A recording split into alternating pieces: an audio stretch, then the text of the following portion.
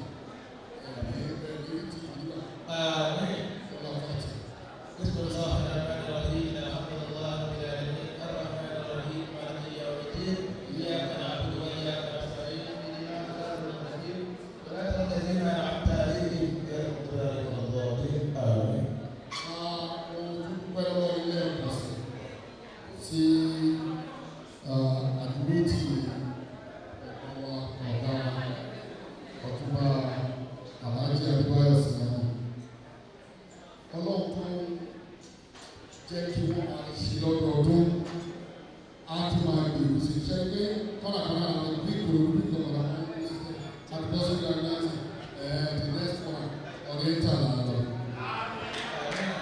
Àwọn àti ọ̀dọ̀ kí orí ẹ̀ tó ṣe fún wọn máa pọ̀ sí nítorí pé we thank Almighty God for his life.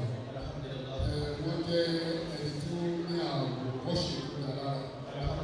Ọlọ́run tó ti pọ̀ pẹ̀lú àtẹ̀wé wọ́n sí. Gbogbo ọlọ́run tó kó ara rẹ̀ ọlọ́run pẹ̀lú ẹ̀ṣin. Allahu Akbar.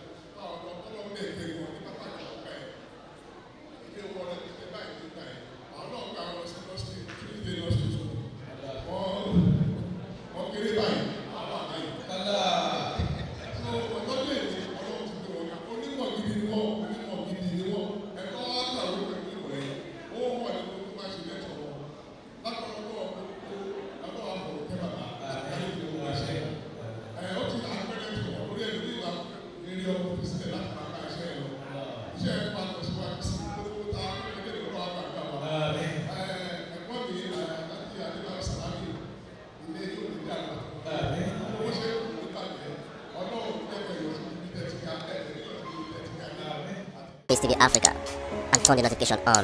Face TV Africa, ẹ jọ̀ọ́ ẹ subscribe, hete. Face TV was Swoby.